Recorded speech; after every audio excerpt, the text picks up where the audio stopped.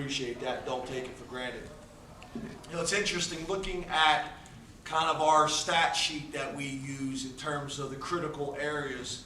I wouldn't necessarily say it felt like this, but we won all of them. Drive start, we won. Turnover battle, that's been huge for us so far this season, 4-0. Again, the penalty battle, I wouldn't have thought we won that, but we won that as well.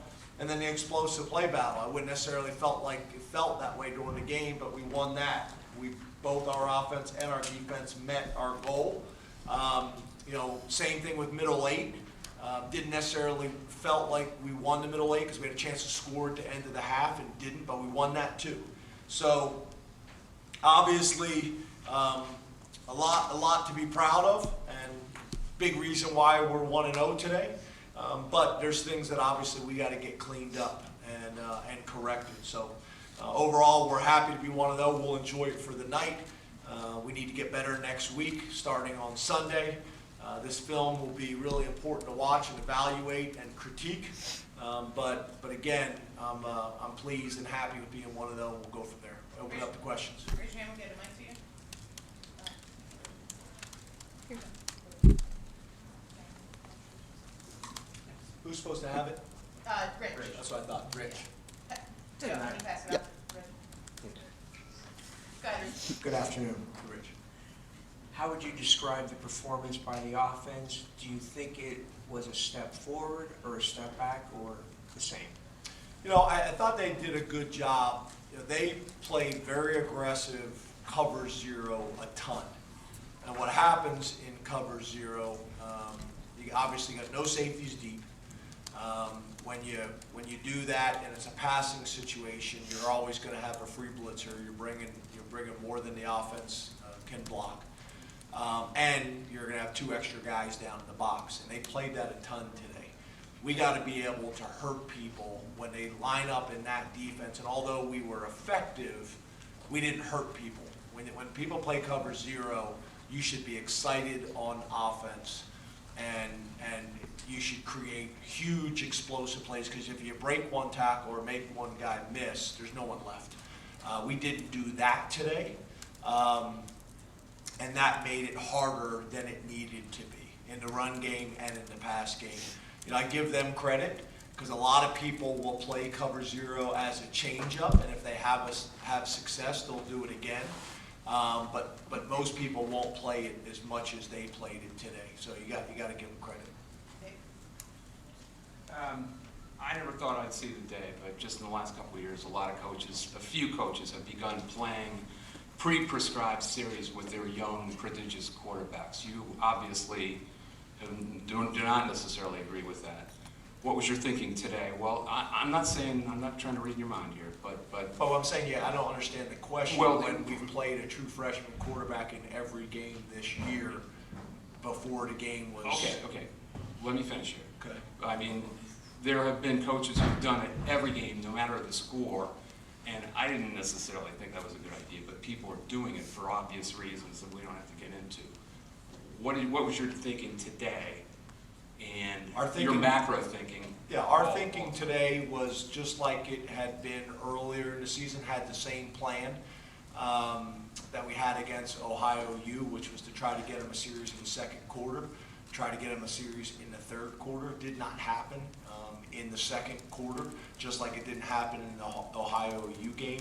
But we have played our true freshman backup quarterback in all 4 games that we've played this year, and that's, to me, somewhat unusual based on the schedule we have played, opening up with a conference game on the road and going to the SEC. So no, that is a part of our plan, and we've done it. We've done it in all 4 games. Mark? James, can you address the impact Barney had on this game? And then on the flip side, do you still feel you have a lot of things to figure out with that place kicking unit? I know one of them was a 50-yarder, but having an extra point blocked and then missing a relatively makeable one. Thanks. Yeah, so kickoff is not where I want it to be. We're very inconsistent. One time we'll kick it 8 yards deep and in the corner, and the next time we're leaving it at the 5-yard line in the middle of the field. So That is not where it needs to be whatsoever. We ran the same protection, the last couple of years, really have had no issues with it. We've made some personnel changes, which I thought got better. But then today, obviously, it reared its ugly head again, and then, missed the field goals at extra point. One was blocked and one was missed. So, no, not where we needed to be at all. Pickle. James, you've been on the road, you've been at home so far, and obviously you're through your non-conference schedule. Where do you feel like some areas for growth are at this point, and what are some areas of strengths that you're either excited about or are better or further along than you maybe thought they would be after 4 games? Yeah, defensively, obviously we got to be better on 3rd and long. We've done a really good job of getting people in the 3rd and long situations, and we're letting them out of it, or we're giving up too many yards and creating manageable 4th down situations, and people want to go for it. That's an area that we clearly have to get better. Special teams is what we just talked about. Offensively, I haven't really seen the numbers yet for today, but we have got to be able to be more efficient and effective on 3rd down. That's got to be a strength for us. And then we got to be able to consistently run the ball, and that is through scheme, that is through development, that's through all of it, because we're going to need to do that. And when we've been our best so far this season, we've been able to do both. We've been able to throw the ball and run the ball effectively. So we'll continue to emphasize it, continue to coach it, continue to develop it. Obviously, I'm saying all this, and we had a running back rush for 100 yards. We got multiple guys that have the ability to do that, and we got guys that can make big plays. So there'll be a bunch off of this tape that we'll feel good about, and there'll be a decent amount that we need to correct, obviously. James, it seemed like at moments where your offense needed an answer, Katron Allen was the one to provide it in key areas. What kind of a step did he take forward today with his involvement, just the ability to go get 8+ yards routinely, it seemed like? Yeah, it's kind of who he is and who he's been. And, you guys are starting to see it now. I mean that in terms of we've been seeing it in the spring and seen it in the summer a lot more than you guys have had the opportunity to. I don't think there's anybody in that locker room that's surprised with Katron's success. I do think they're really good complementary pieces, and we got 2 young backs that are really doing some good things to build on. So he's got really good vision, he's got really good contact balance, and he's got a really good understanding of how to set blocks up. And when you're able to do that, and you got the toughness that he has as well, then he can consistently get 8 to 12 yards, which obviously is what we need. 2 more. We'll go to Corey, and then we'll go to Sept. James, you went on the road last week. You get a significant victory, emotional. How do you think the team responded throughout the week and then today in terms of focus, the 1-0 mentality, and making sure they bring it as much for every single opponent?